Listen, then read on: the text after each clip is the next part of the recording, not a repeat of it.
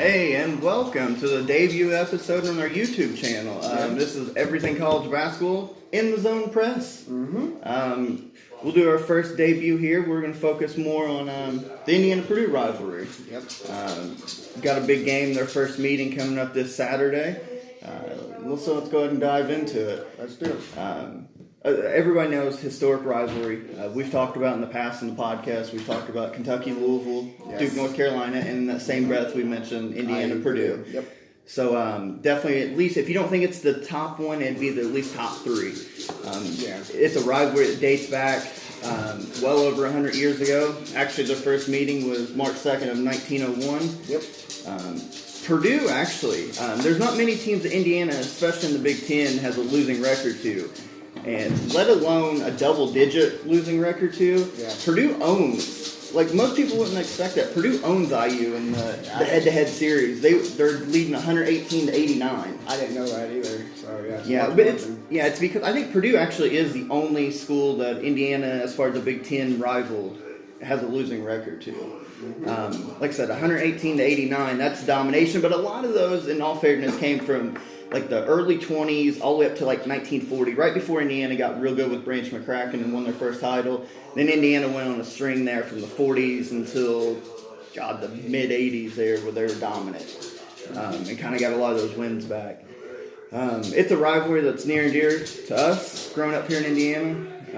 It's a big one. It really is. Growing up with Gene Cady and Bob Knight, it didn't matter. It's another one of those, again, like Kentucky, Louisville. It doesn't matter record, it doesn't matter rankings, it doesn't matter any of it. When these two teams meet up, it's a big clash. Oh, yeah, for sure.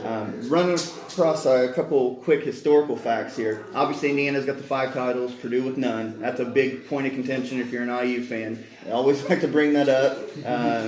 We just watched a thing where some IU people were talking about we can always at least point to our banners, and you go to Mackey and they don't have anything. But here's where the thing is. You get down to break down some more stats, though. Purdue's actually not only beating them head-to-head, but got one more Big Ten title. Both teams are leading the conference in Big Ten championships. Purdue just broke the tie. They were tied at 22 for a number of years. A few seasons back, Purdue was able to get their 23rd Big Ten title. So Purdue does have that on them. Yep. Along with the wins, Purdue has one more Big Ten championship. Those two, I think I've seen a stat that they combined for a total of 39% of the Big Ten championships over the history. 23 for Purdue, 22 from Indiana. Pretty safe to say those two schools have been dominant in the conference. Yep. Looking at it now, NCAA tournament appearances. Of course, IU's always had more success than Purdue in that aspect. They actually lead them in that too. Indiana's got 39 NCAA tournament appearances to Purdue's 29. Yep.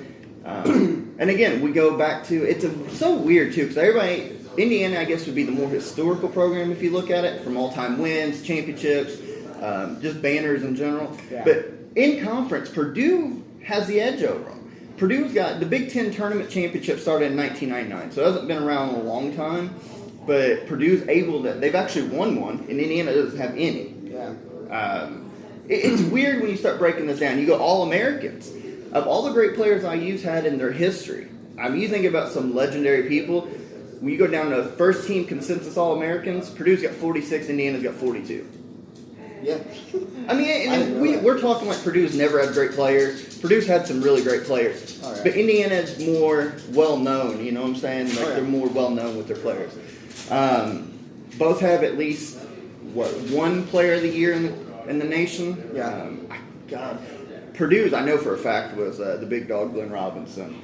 And then in the conference, the one thing IU does beat Purdue in conference-wise, they have 6 Big Ten Player of the Years to Purdue's 3. Yeah.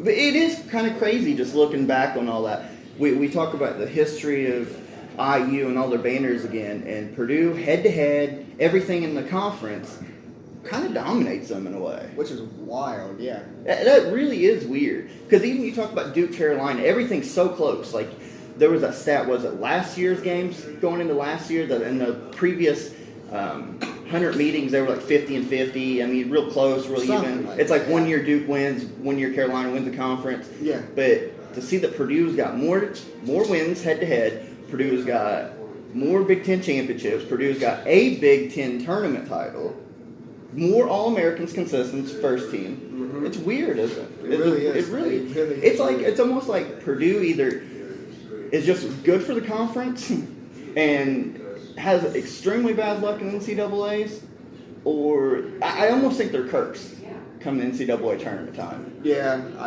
probably I'd say so. Because they've had some extraordinary teams. Yep. That season with the big dog, his junior year there, they were number one. They were a number one seed, and I think we ended up bounced by Kansas. Yeah. And they had Big Country there. So, moving on to another quick thing that kind of stands out to me. We've got written down here. Indiana Purdue normally, forever and ever, always played 2 times a year. And then in the early 2000s, because when they expanded in, I think, 93, when they added Penn State and went to 11 conference teams, it changed the rotations of the scheduling. And for the first time in 2002, the 2001-2002 season, Purdue, Indiana was only scheduled to play 1 time that year. So instead, both schools got together and decided to play a non-conference game. And it's look back and it's called the Duel in the Dome. Both teams decided a non-conference game would be played December 14th of 2002. They met in the RCA Dome. Now, on the surface, that's not that, it's just kind of like, okay, it's cool, we'll play a non-conference, that way we can get the game. Here's the thing that stands out about that, looking back. Because I kind of remember that, but looking back on the research, what makes this rivalry so special, like we said about Kentucky, Louisville, Duke, North Carolina, a non-conference game, so meaning it was played at a neutral site in Indy, at the RCA Dome, the home of the Colts at the time. They packed 32,055 fans in that game for a non-conference. There was no underneath game either. It's not like it was a mini tournament. No, There's not like it was Butler, Notre Dame playing underneath. No. It was strictly IU versus Purdue. You had, we'll essentially say it was split in half, right? So there'd be 16,000 in red, 16,000 in gold and black. Now you tell me right there, if that doesn't tell you the importance of this rivalry, then I don't know what else will.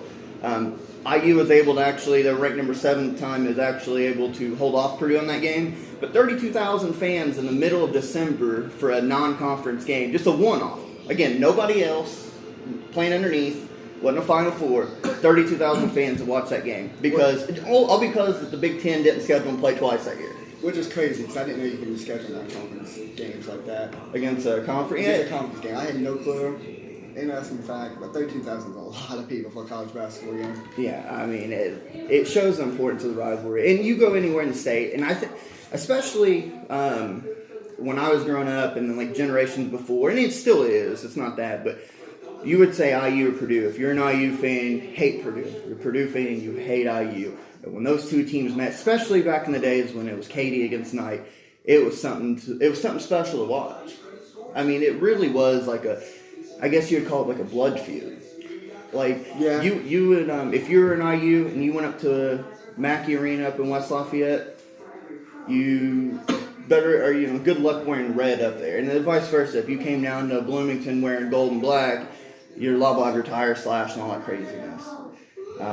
And looking back on it, this is why it's a special rivalry. Even to this day, the teams aren't as good as those teams in the past in like the early mid-90s, and especially in the 80s there when IU was really good. Purdue had really good teams, but both these teams are good. Yeah. Purdue's sitting at 11-6 right now. They coming off a couple of wins. They're starting to put it together now. Yep. They actually won they've won 5 of their last 6. Yeah. Including 3 of their last 4 in the Big Ten. Mm-hmm. They were able to beat Iowa, which Iowa is ranked again. They were pounded by Michigan State. Michigan State's a good team. But then they were able to go up to Wisconsin and take a win, which is never easy. Yeah, to go up to Wisconsin and take a win is never easy.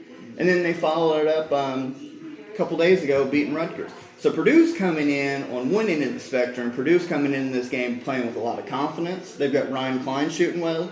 We've said in our podcast on previous episodes that Carson Edwards can go out and get 50, but that's the problem. Because they don't have anybody else. But it looks like Purdue's starting to play better now. They've got themselves in a situation. Like I said, they've won 5 of their last 6. They're sitting 4th in the Big Ten.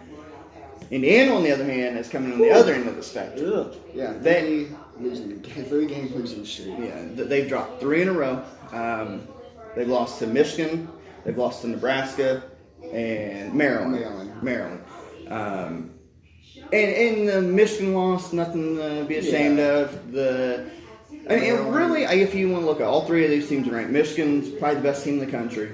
Maryland's ranked now, playing well, and Nebraska's been ranked off and on.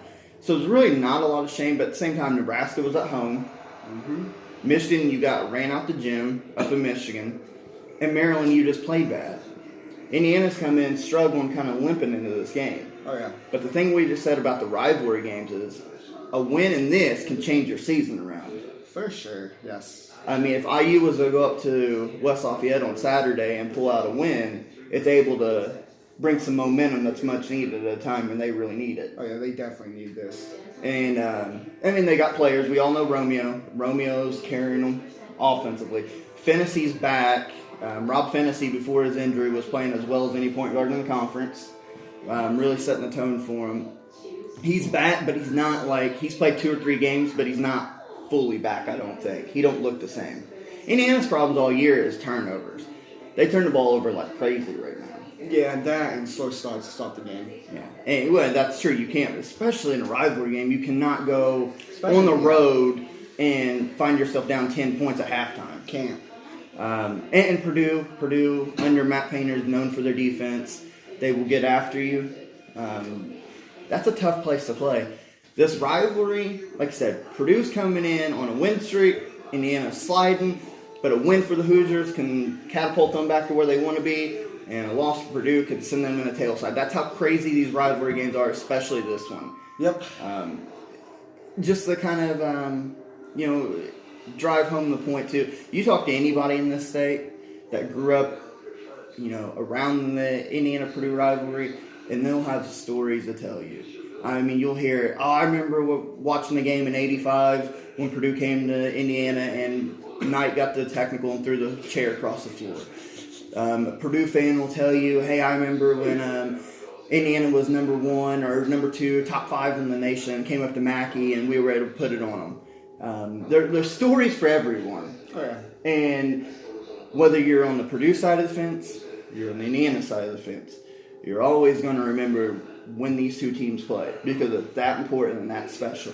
These two teams are middle of the pack Big Ten right now, like we said, but they could be 1 and 2 in the nation, or they can both be winless. And this game is going to mean just as much as it would elsewise. You know what I'm saying? Oh, yeah. It's definitely fun for a person who doesn't have a dog in this fight to watch this game. Yeah, and that's a good analogy because it is going to be a dogfight. Oh, yeah. Because players nowadays are a little different. They're going to say, well, I mean, I wasn't alive when this was played. And that's very true. That's or, fair. they're too young or they don't have an allegiance. But they hear about it. Oh, yeah. They hear about it on For campus. sure. They hear about it from their fan base on message boards and Twitter. They hear it and feel it. If you're IU, you don't want to lose to Purdue. And if you're Purdue, you don't want to lose to IU. No, not at all. So, it'll be a fun one. Prediction-wise, I'll let you go first. I got to think about this. I think I got Purdue winning only because they got home court advantage against IU, and Carson Edwards is going to have a good game. He's going to do what he does best. He's going to score, and if he can get some help from, I forgot that dude's name, Klein, what was his name? Ryan Klein. Ryan Klein, Shooting, 12 points per game, shooting very well, like 40% from three-point line. If he can hit some shots, help Carson Edwards out, I think it's going to be a dogfight. It really is. It's going to be a fun game to watch. I'm interested to see how it plays out, see how IU bounces back after this 3-game losing streak they're on, and how Purdue, see if they can hold off Indiana, being a huge, big-time rivalry game. I got Purdue winning by 3 in overtime. Yeah, I'm torn because we've seen the good side of IU, we've seen the bad side of them. Again, it's going to come down to turnover management. You cannot turn the ball over the way they've turned the ball over in their losses. Mm-hmm. Even in their wins, they turn the ball over at a high rate. If they can manage, if they get a healthy Rob Fennessy back running the show, you got Jawan Morgan doing his thing down low and playing with effort, and then you got Romeo. Romeo needs to have a big game.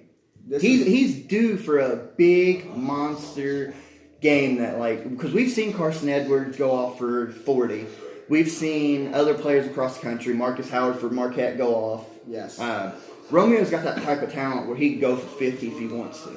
This is the perfect game to do so. him go out there and get like 30 points, 25 points, have a good game, especially in a rivalry game. Yeah, especially on the road in a hostile environment. Sure. I mean, you talk about the rivalry. Purdue is notorious. They'll do it for the IU game, but they're notorious for anybody they play at home. They do that chant sometimes out the game where like da da da da da, and then it ends with "IU sucks." They do it for everybody. That's how important this game is. So like for these, especially these freshmen, Finney, Langford, guys who's not been in an environment like that, when they roll up there, they're gonna have to play with poise, confidence. They're gonna have to take care of the basketball. If IU can do that, hit some shots and control the backboard, IU can definitely go up there and turn their fortune around and kind of get back pointing in the right direction. If they're turnover prone and Romeo, because the one knock on Romeo is it seems like he's disinterested at times. He don't hustle back on defense. He just seems disinterested. If that Romeo shows up, like I said, IU start turning the ball over, and then Purdue, like Carson Edwards, starts to get rolling, Purdue could blow them out. As far as official prediction, I think you'll see the good IU.